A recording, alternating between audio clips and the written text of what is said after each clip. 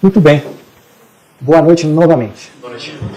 Então hoje nós vamos aqui continuar, ou melhor, vamos finalizar com os estudos do capítulo 12. Amai os vossos inimigos.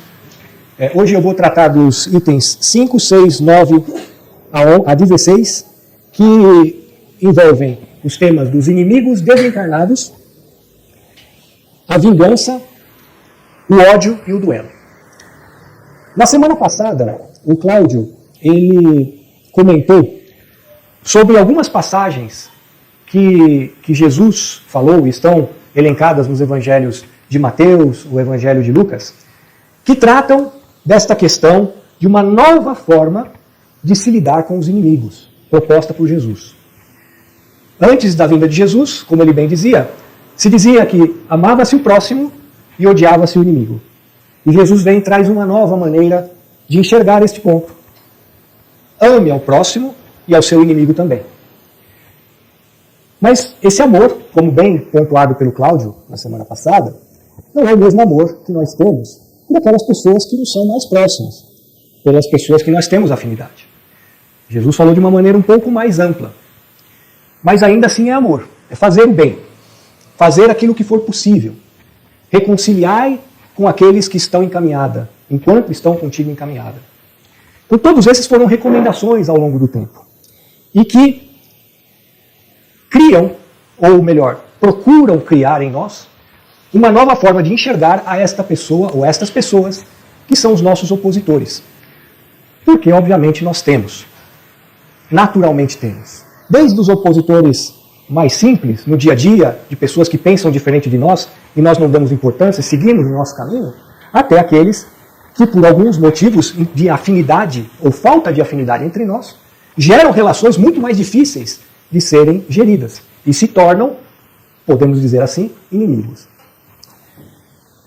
E aí, nós já sabemos no Espiritismo que a vida não termina após o desencarne. Então, o desencarne é apenas uma passagem. E nessa passagem, tudo de bom, tudo de ruim, tudo que construímos e todos os laços que geramos, sejam laços de amor ou de ódio, se mantêm da mesmíssima forma, não se apagam. E é nesse cenário que Kardec traz esses pontos para a nossa reflexão. Nos primeiros pontos deste capítulo, que se intitulam Vingança, Ódio, Duelo, eles trazem alguns exemplos no Evangelho que nós precisamos tomar um pouquinho de cuidado. Por exemplo, ele fala do duelo, trazendo exemplos de duelos que as pessoas tinham no século XIX, no século XVIII. Quando alguém feria a honra de uma determinada pessoa, aquela pessoa convidava o outro, quase era um convite, a um duelo. A um duelo para resolvermos as nossas diferenças. Seja duelo com arma de fogo, sejam duelos com espadas. Então, quando nós vemos esse exemplo, assim, bom, então isso daí já não tem mais no nosso mundo, então não preciso me preocupar com esse tipo de duelo. Isso aqui já é página virada. Da mesma forma, quando falamos em vingança, lembramos aquelas vinganças de filmes de Hollywood, que o sujeito, o mocinho, entre aspas, ele perde a família, o filho, a esposa, e ele passa o filme inteiro querendo se vingar, uma vingança de sangue. É claro que existem vinganças que geram crimes, como a morte de uma ou mais pessoas envolvidas nesse processo. Mas a vingança não se limita só a isso. Então nós precisamos começar a pensar que existem diferentes faixas de duelo, de vinganças, de ódio. Quando eu entro em uma peleja, por exemplo, de uma rede social hoje em dia, quantos e quantos duelos nós vemos virtuais, onde as pessoas às vezes sequer se conhecem, mas isso escala num certo nível que gera uma animosidade difícil de se lidar depois. Quantas pessoas que nós desprezamos, que nós guardamos rancor, que no ambiente de trabalho, de repente, pisaram no nosso calo, e aí a gente fica assim, nós ficamos assim, bom, deixa esse cara comigo. Na primeira oportunidade, ele vai ver. Eu não vou ser o primeiro a levantar ele, não. Isso é vingança, isso é desejo de vingança, isso é rancor. Então, quando nós falamos desses sentimentos, é importante nós não simplificarmos. E é importante nós começarmos a analisar o que estas palavras representam para as nossas atitudes no dia a dia. O que nós fazemos que parece com isso. Porque esse é o processo que nós tanto falamos aqui do autoconhecimento. Estudar o que nós fazemos no dia a dia para nos melhorarmos. E quando nós falamos nesses temas, fica sempre aquela curiosidade. Poxa, mas por quê? Às vezes a coisa acontece, vem assim, eu nem sei por quê, mas de repente quando eu vejo minha voz já subiu de tom, eu já brigo com determinada pessoa, parece que eu não me afinizo com ela. O que acontece comigo? Muito difícil de nós falarmos de um tema desse em uma preleção de 25 minutos e 30, ou 30 minutos. Isso aqui é curso de 6 meses para falar sobre esses sentimentos. Mas hoje eu vou trazer um tema que a espiritualidade foca bastante nesse capítulo, que é a questão do nosso personalismo.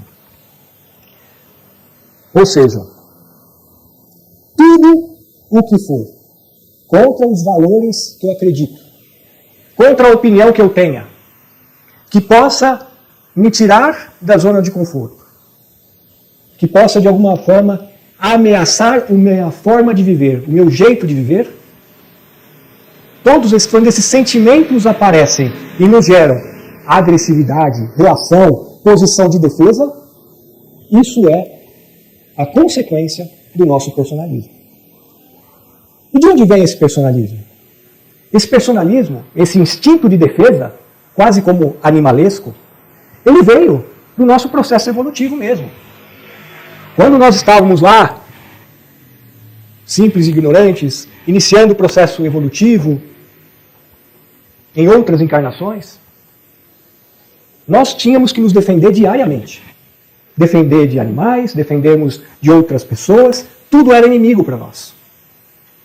Mas hoje a sociedade não é mais assim.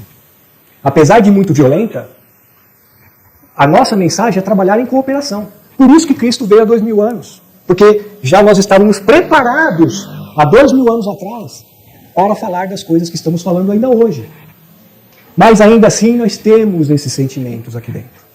E toda vez que alguém agora não ameaça mais a nossa vida, mas ameaça a nossa maneira de ser, isso vem, isso aparece. Então a primeira mensagem que a espiritualidade nos traz nesse capítulo é trabalhar o personalismo.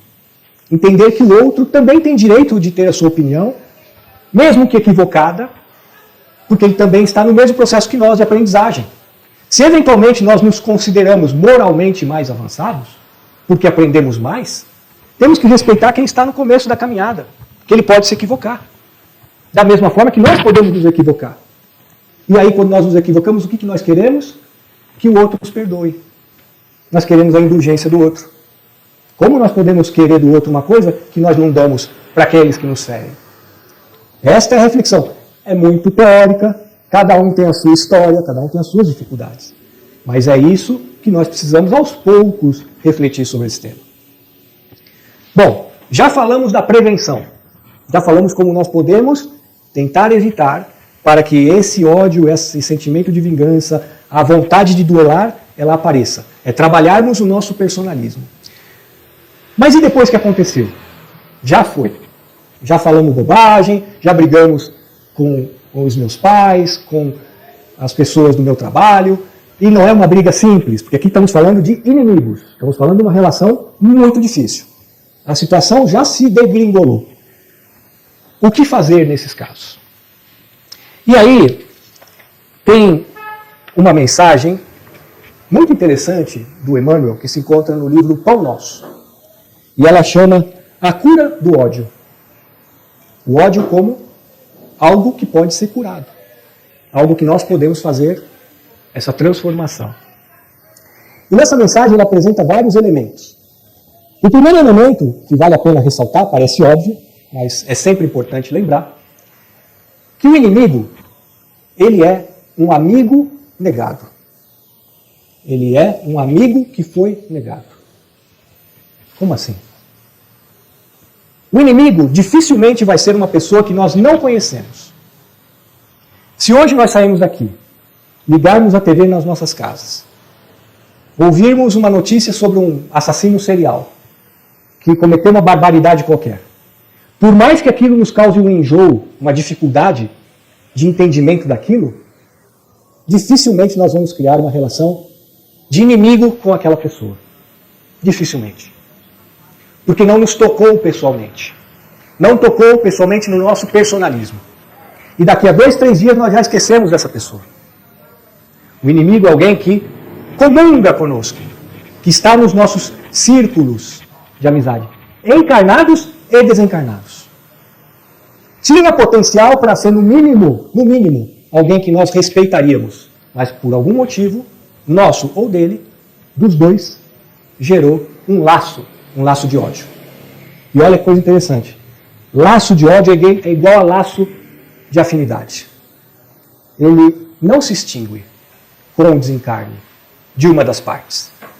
Por mais que a pessoa diga que eu vou eliminar essa pessoa, eliminar a vida dela, e isso vai acabar com o meu problema, pelo contrário, o laço se aperta ainda mais. E um laço de ódio vai precisar ser curado. Vai precisar ser curado. Nesta encarnação, na próxima, daqui a 200, 300 anos, como o Cláudio comentou na preleção anterior. Então não há como fugir desse processo.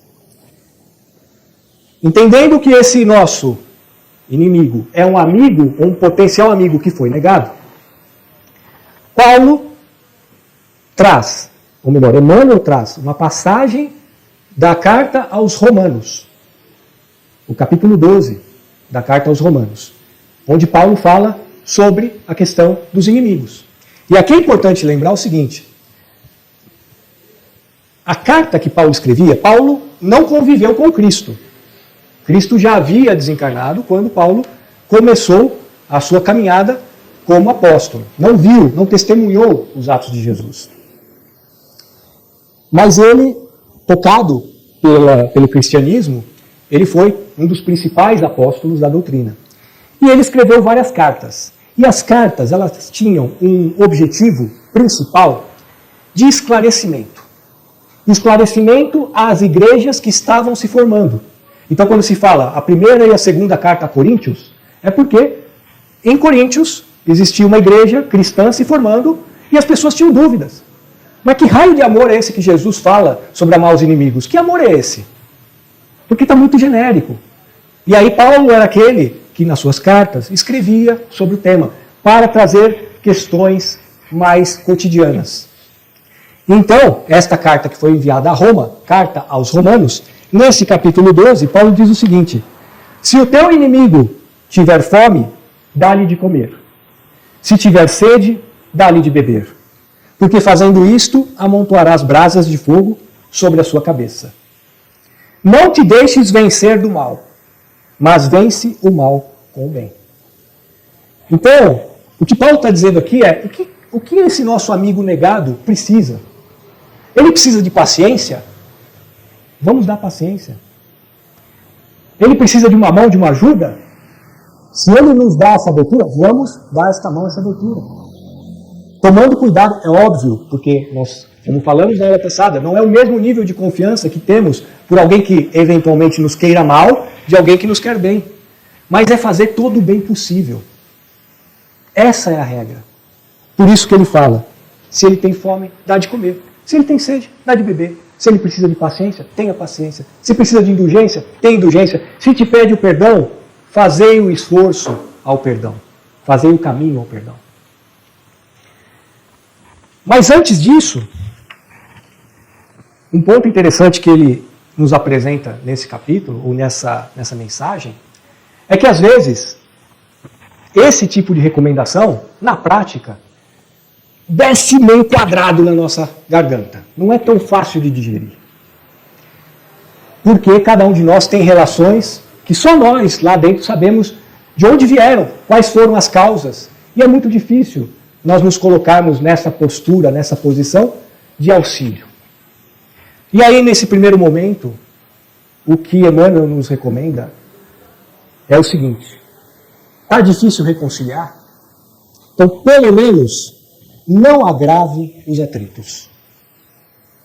Sabe aquela frase, eu não levo o desaforo para casa? Eu não levo o desaforo para casa. Bateu, levou. Vamos repensar nessa frase. Principalmente com aquelas pessoas que não nos afinizam. Eu encontrei uma outra frase, uma outra, vamos dizer assim, releitura dessa frase, que diz assim: eu não levo o desaforo para casa, eu deixo a agressividade para trás e sigo em paz.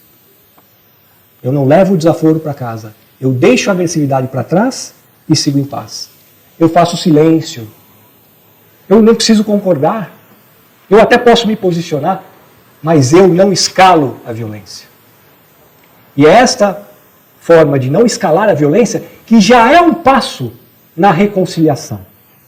Tão importante quanto a mensagem que o Mestre Jesus nos disse. Reconciliai com aqueles enquanto estão em caminhada convosco. Bom, Leandro, legal, já entendi. Mas tem a história dos inimigos desencarnados. E aí? O sujeito já foi, nem sei. Eu estou aqui, eu não sei quem é meu inimigo, quem é meu amigo. Não sei. Como lidar com esses inimigos desencarnados? Basicamente, o que a espiritualidade nos ensina nesse capítulo vai em linha com toda essa mensagem que nós falamos ao longo dessas 2 semanas. Fazer o bem no nosso dia a dia. Nos sintonizarmos com o bem no nosso dia a dia. Com isso, independente de quem nós tivermos relações no passado, elas vão estar sendo impactadas por essas ações. Então, uma oração. Lembrar-nos de orar de manhã, nos preparar para dormir e orar à noite. Leituras edificantes. Leituras do Evangelho no lar, uma vez por semana, muito importante. E trabalho no bem. E quando eu digo trabalho no bem, não é trabalho aqui no centro, não. Não é na igreja. É no nosso dia a dia. No lidar com as pessoas que nós temos relação. Lidar com uma forma benévola. Lidar com a mente aberta. Todas essas formas de agir sintonizadas com o bem vão fazer com que mesmo os inimigos mais duros nossos, primeiro, não tenham nenhuma influência sobre nós, que às vezes nós chamamos de os nossos obsessores, eles não terão influência sobre nós, e mais, nós vamos impactá-los, nós vamos influenciá-los no bem, mostrar uma nova face nossa, uma face que talvez eles nos conheceram há 2, 3 encarnações atrás. E eles acham que nós somos daquela forma, e não somos mais. Nós já evoluímos. Isso é a mensagem que nós temos que pensar. No livro dos Espíritos, no capítulo 9, na segunda parte do livro dos Espíritos, que fala sobre a intervenção dos Espíritos no mundo, nós temos 2 questões aqui que eu queria trazer para vocês. Kardec pergunta o seguinte: os Espíritos influem em nossos pensamentos e em nossos atos? A espiritualidade diz, mais do que imaginais,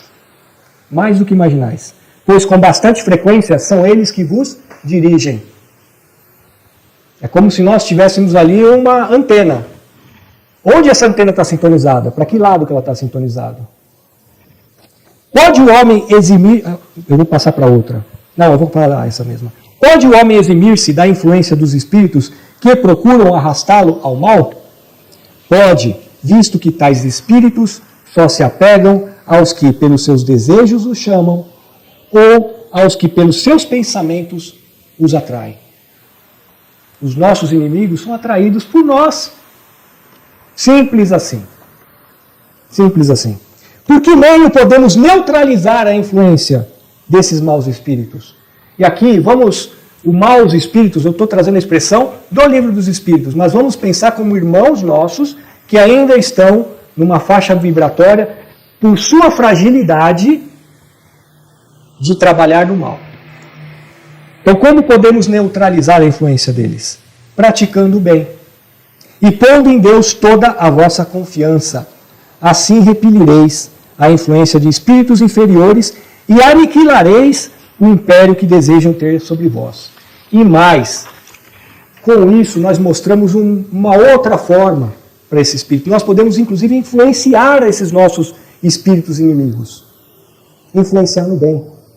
Para encerrar, para dar a mensagem final, eu vou trazer aquela história que muitos aqui provavelmente já conhecem, porque já foi falada por Divaldo em várias preleções dele, palestras, E no próprio filme que fala da vida dele, fala sobre esse caso. De um espírito inimigo, obsessor, que Divaldo tinha, desde quando ele era jovem. E que o acompanhou por, assim, décadas, tentando atrapalhá-lo. Esse espírito, o Divaldo deu o nome, porque não sabia o nome, de Máscara de Ferro, porque era assim que ele se apresentava. Mas era um espírito extremamente culto, extremamente perspicaz. E esse espírito, por mais que o Divaldo fizesse ações no bem, como na Mansão do Caminho, que ele recolhia crianças, e todo o trabalho no bem que ele fez, esse espírito não se convencia.